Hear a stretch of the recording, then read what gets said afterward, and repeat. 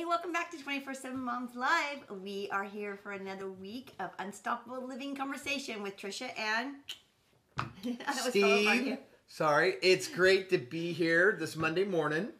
It's where I'm usually at Monday morning, actually, this early in the morning, just about ready to head out the door. But had a lot of fun. Hope you all had a great weekend. Yeah, we had a busy weekend. We did. You did lots of, what do you call that? Pressure washing. We did lots of pressure washing. You know how the outside gets. Well, in the Northwest, by the time it gets this time of year, your yard is a disaster. It's mossy and it's got lots of debris. And anyways, it was actually really funny. He had the kids out there pressure washing with him. And so Saturday they did the front yard. Sunday it was set to do the backyard. So they're out doing the backyard. And I was having a baby shower, right? So at 2 o'clock, the baby shower begins, and we were a packed house. There was a standing room only in my house for this baby shower. It was amazing how many people showed up to honor our really good friend's daughter-in-law. It's for their son's first baby, and it was just such a great time. But I look out my back window, and there is my youngest son out there power washing the back. We have this humongous porch, right? Is that what you call it? Like a cement deck. Like back deck. And he's not power washing the deck. He is dancing, power washing the air. I got a lot of work done yesterday, let me tell you. We were all laughing watching him because he's got his back to us and he's just having a grand old time out there. It was pretty hilarious. Anyways, love to see my kids working and having fun working, right? Anyways, well, they actually did really good. You know, my number 4, number 5 child, which dates us a little bit. I try not to do that. But they're teenagers, and you know the one like sentence that can like put you into a deep dark hole in the Saturday morning is get up, we have some yard work to do. Nobody wants to hear that. It's like I don't even want to hear that. I don't tell them that. When my dad told me that, I thought it was like I was gonna die because I never knew when it ended, and it was never quite good enough. So I learned to appreciate it and then just to burrow in and make it happen. And they're doing a pretty good job. Nate hunkers down once I get him out there.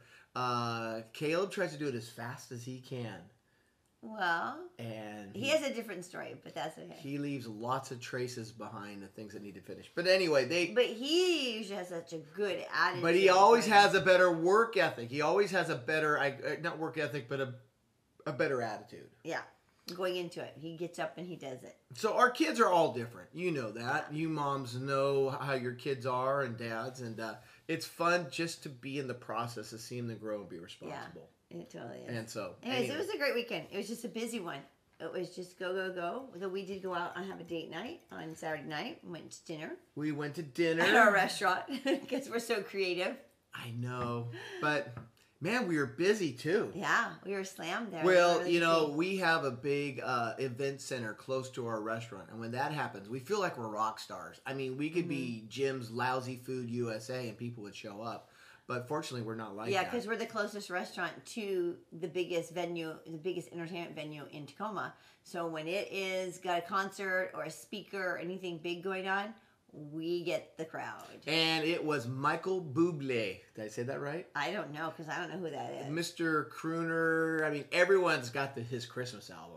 Oh, okay. Because we played well, that was crowded. The streets were crowded. Yeah, it was a big date night, and it was fun. We had a great time. We didn't go to that, though. I would have loved to have gone to it. We just went and ate. Yeah, so anyway, it was a good time. But Mondays, go ahead and get us started, babe. So we're going to talk today about growth. And you've heard us talk a few times if you have been watching the show or you're new to the show. Steve and I like to be learners. We've really created that to be a value in our marriage, a value in our home, hopefully a value in our children that we've continually encouraged them to continue to be learners. And a learner doesn't mean you have to crack the books and learn all about history and English. It could be a learner about anything you want to do, a learner about being a parent, a learner about our marriage, a learner about a foreign language, a learner that you want to do woodwork, like our daughter Savannah, who's learning to build furniture in Egypt. You know, there's just so many things to become a learner about.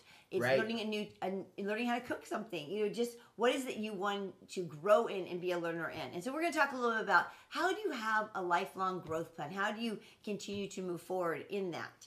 So I'll let Steve kind of. Well, the first point is that you have to really be intentional, and so you need to ask yourself, what is your growth plan?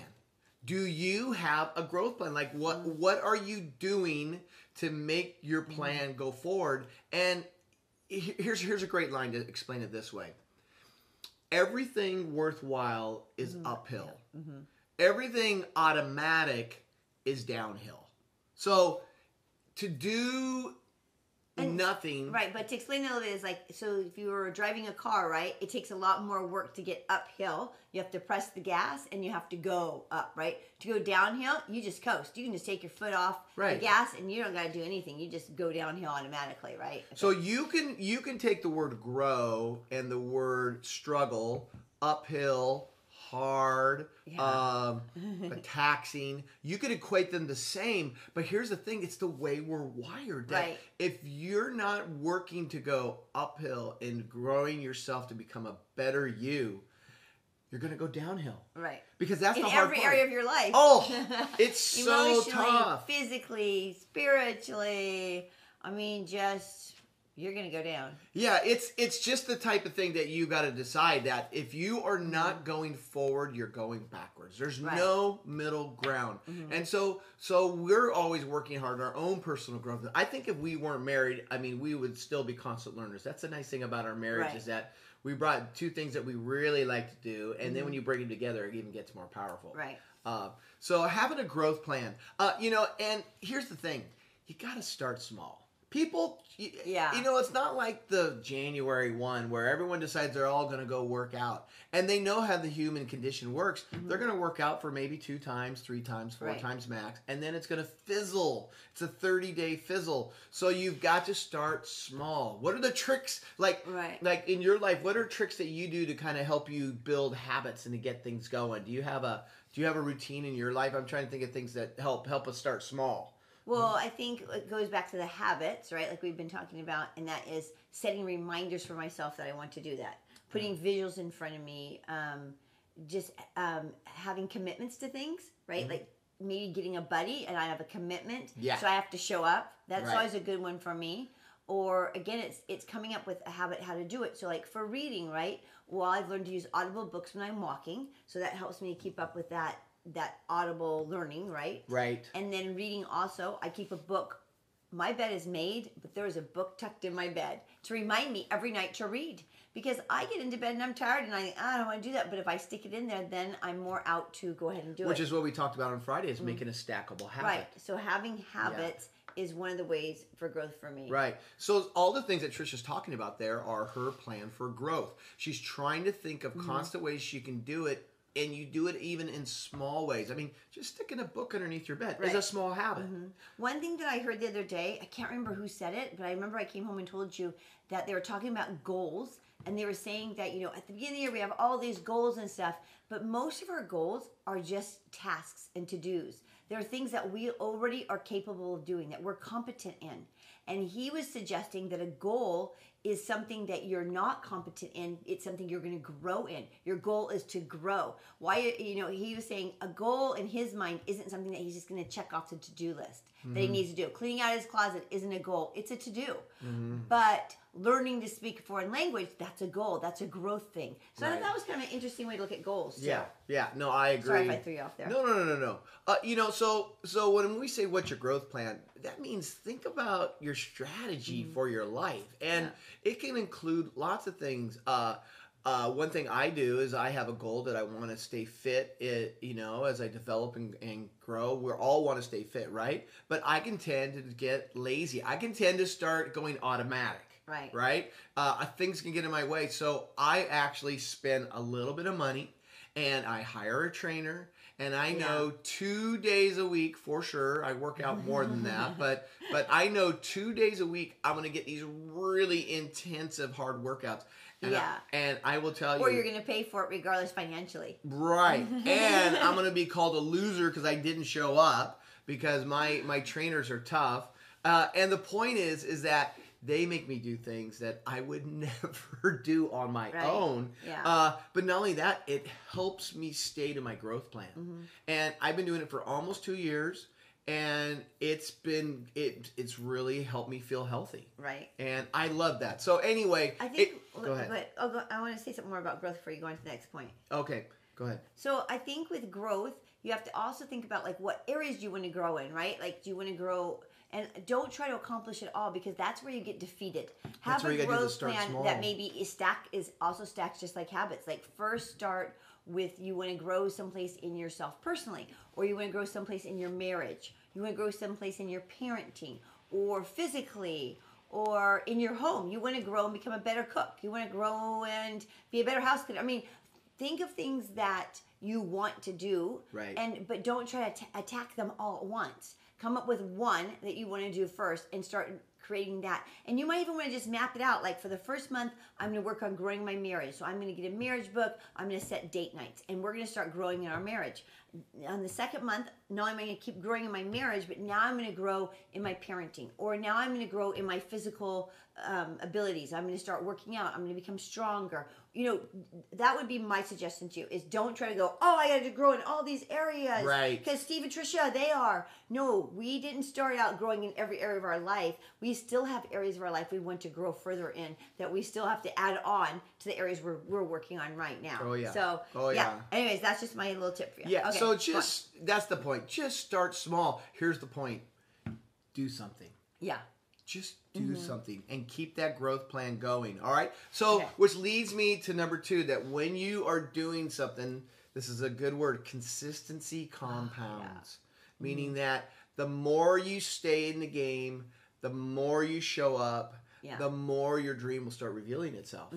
And that's the powerful thing about consistency, is that they find that is the number one key. Like, if you want to have an online company, the number one thing they tell you for those that make it is that they were consistent. Even when nobody was there seeing their stuff online, they showed up. They stayed in the game. They like, showed up. Doing these shows right now, we may have 3 viewers. You never know. But the point is, we're showing up because we're trying to grow in our area of our life, you know, especially communicating. The point is, consistency compounds. I like this line. Said by John Maxwell, and I love John Maxwell. These are a couple of his thoughts as well.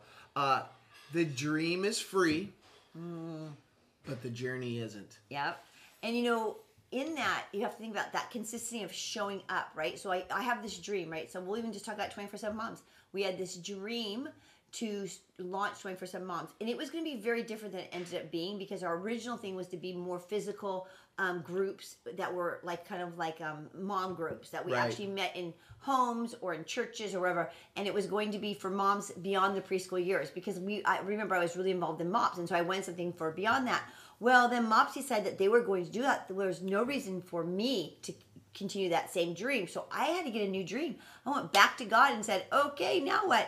And we came up with going online, that there were lots of moms out there that for whatever reason couldn't get to a local mom group. Maybe there wasn't one in their area, maybe for just their schedules with their kids, or they're working moms or single moms, whatever it was, they weren't able to get there. So let's become the online mom community. So we created first a webcast, which we were one of the very first webcasts out there. You're right. That meant we went live stream before Facebook Live existed, and we were on like a TV show. Like, we had to create our own website and stream it through our own website, and then figure out how to get people to that website. Right. It was crazy, but we did it because we had a dream, right? And at first it was just trickling in. We had Facebook.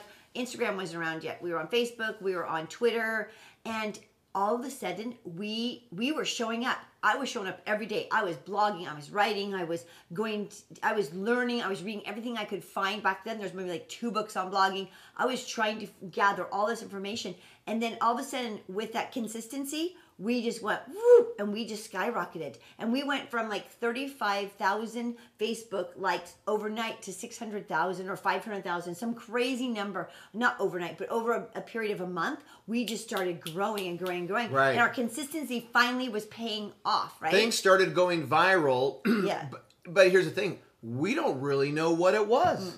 I mean, it could have been one show. It could have been a consistent pattern. It's like, because back then we didn't have a lot of insights from Facebook. We didn't have a lot of analysis. We couldn't see things. We just knew that all of a sudden things just started taking a different ramp. And how long were you into 24/7 Moms before that happened? Oh, probably like 4 years. 4 years. And now, we'd been in newspapers, and we'd been covered so many times in the newspaper and different news things, and we've been, top blog on a lot of top blogger lists. I mean, we'd gotten all those things going, and then just all of a sudden it just started spinning, and we started getting a lot more traction. right. So, anyways, that was just a little consistency, staying in the game, Right. showing up. And here we are again, staying in the game, showing up again, and trying to grow again by learning what is new. What are the millennial moms wanting? What is this next generation of moms wanting? And how can we grow to meet those needs? And Right. here we're going. We're launching another new site, not a new name, but a new look, a new rebranding Right. it to reach a different crowd so that we can continue to be the mentors to those mamas. Yeah. So, anyway. It's like we're on a new uphill climb. And all of It's hard work. It's hard work, and none of it happens automatically. It just doesn't. Yeah. And I know that's the same with your life. So the consistency compounds. And that's why we say the dream is free, but the journey will cost you. Because here's a good line, and this is the law of thermodynamics: is that motion causes friction. So it's gonna be tough. And a great test between, are you daydreaming or do you really have a dream? Okay, because daydreaming is different. But if you really have a dream of wanting to do something, is that, are you willing to pay the cost? Yeah. Are you willing to do what it into takes motion to and put it into motion? And we're not talking about the financial cost. We're talking about the time cost. The financial is just one cog. Yeah. Put yourself out there.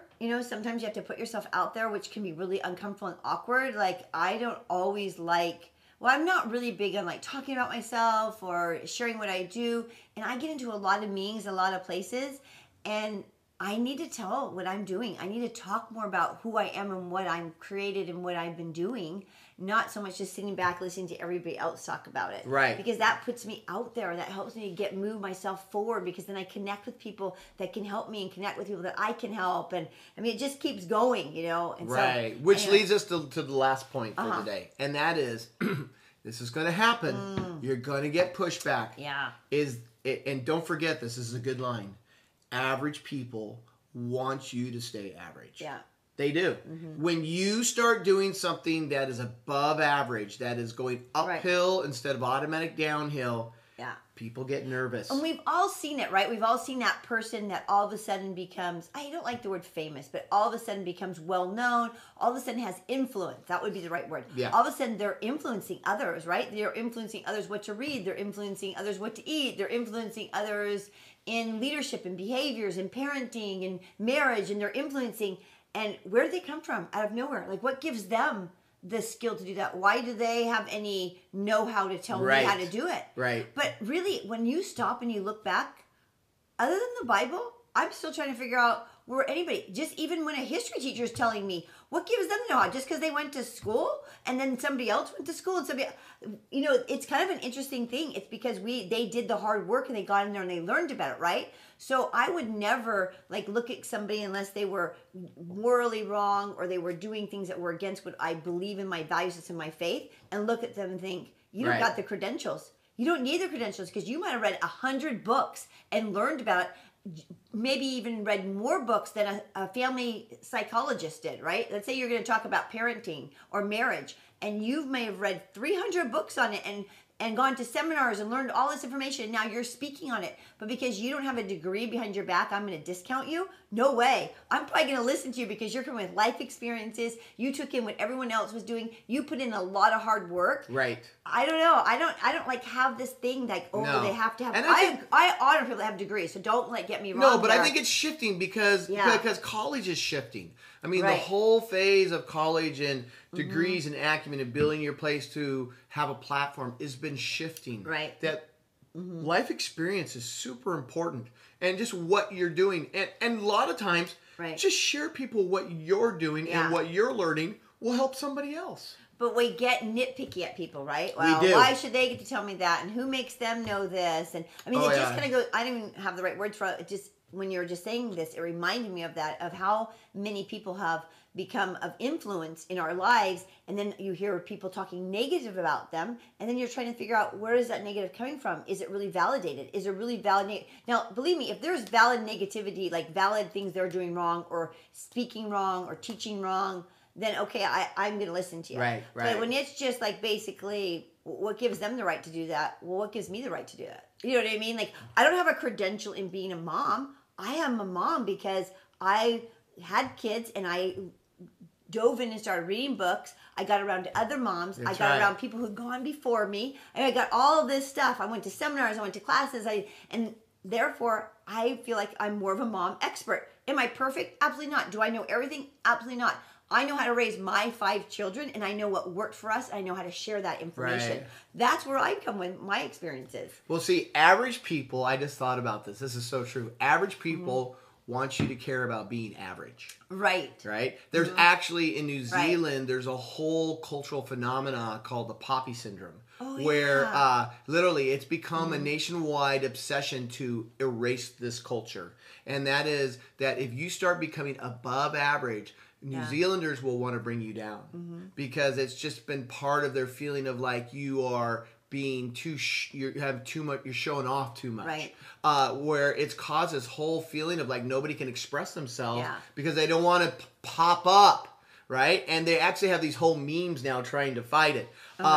You know, it's kind of like this is a fun, interesting thing if you ever gone crabbing before. But if you put 1 crab in a bucket, it'll get out. Right. You put 2 crabs in a bucket, they won't get out because they keep pulling each other down, trying to get up. It's really funny to watch. And that is the way average people are. Well, and as bad as it sounds, you don't want to say you have crabs because, you know, there's actually a illness or disease called that. But you do feel like, do you have crabs in your life? Do you have people in your life that keep pulling you down?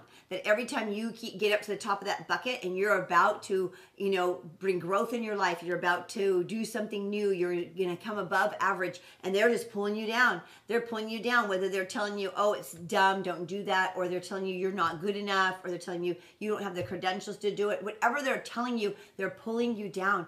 Don't let there be crabs in your life. Get out of that bucket. Get away from those crabs. Don't let them. They will pull you down. They will be in your life. I don't care who you are or how famous you are or what influence you have in this world. Everybody has those people in their life that will pull you down. I've had those people in my life that pulled me down.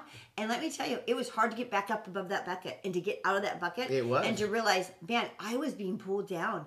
I was being taken down. And they wanted me to stay right down there where they could control me and keep me average. There was no way I was going to do it. I need to move on and move out. And so I'm telling you, get out of the bucket. Don't let the crabs in your life keep pulling you down. Right. And here's the point in all that. Expect to be hassled. You're going to be hassled. Matter of fact, if you're not being hassled, I would challenge whether you're really on your growth plan. Yeah. You're going to be hassled. Matter of fact, when somebody hassles you a little bit, now take what I'm saying with a grain of salt, right? Don't go extreme. But when people ask you questions or wondering what you're doing, or maybe you're on a little program, you're getting in better shape or whatever it is, expect people to say something and expect people to judge you a little bit and just have a nice little inside smile. Yeah. And behave properly. You know what I mean? Behave respectfully. Be a leader in that moment, right? Lead instead of lag. Be the person that goes, you know what? It's hard work, but I'm going to keep doing it. And I feel good about myself, right? So if you have a dream and you need to grow in it, right? You need to find the areas you need to grow in that dream to accomplish it, right? You need to be consistent in it. You cannot let average people keep you average. You cannot let those crabs pull you down. But I think one of the things you need to always keep in mind is it's your dream. Nobody will endure that dream. Nobody will have that dream that you have. It's your dream. You have to hold on to that dream, and you have to keep going for it and not worry about what other people are thinking, not what other people are saying you should or shouldn't do, because it's your dream, and nobody in this world is going to care about that dream as much as you. That's right. And if God has given you a dream and placed something in your heart to do, and it might sound outrageous, outlandish, whatever, and crazy, and you're even doubting yourself, keep going. Keep going. If it's a dream in your heart, it's your dream. You can do it, and you need to go for it and not worry about what it might appear to other people. What matters is that you care about it and that you believe in your dream. If you don't believe in your dream, then forget it. Then get back down there with those crabs. Because if you don't believe in it enough to keep moving and get out of that bucket and go for it, it's never going to happen. I mean, are other people going to pay your bills? Are other people at the end of the day going to determine, you know, how your kids are raised? You see, that's the thing, is that it doesn't matter what other people think. It only matters that you're doing what you feel you're called to do, and be willing to. So here's a great line. Is that again? It's from John Maxwell, and he's a good guy. Love his stuff. Oh, he's amazing. But this is a good line. Big people make you feel bigger, and small people make you feel smaller. So true. So be a big person. Make people feel But get bigger. yourself around bigger people too, Get yourself around, like, yes. To me, that's a really important piece for me, is that I have consistently tried to find people that believed in me, that wanted to help pull me out of the bucket, that wanted to push me out of the bucket. They had bigger dreams even than you. Or have gone before me in their dreams and have had their big dreams come about and have kept dreaming in their own dreams, right? And it's when you get around those people who don't want you to dream bigger than them that they pull you down. That's but right. Getting around people that are bigger, that think big, that think like you, that are dreaming, maybe not your same dream, but they're dreaming their dream, get around them. They inspire you. They give you that energy. You know, they're the ones that are going to keep you going. But now, and the other thing about getting around bigger people, that, and we don't mean like size-wise, we just mean bigger people with bigger dreams and who are willing to grow, who have a growth plan, is that they'll also help correct you if you're going down the wrong path. They'll help say to you, and you know what? You'll appreciate that because you'll have trust them.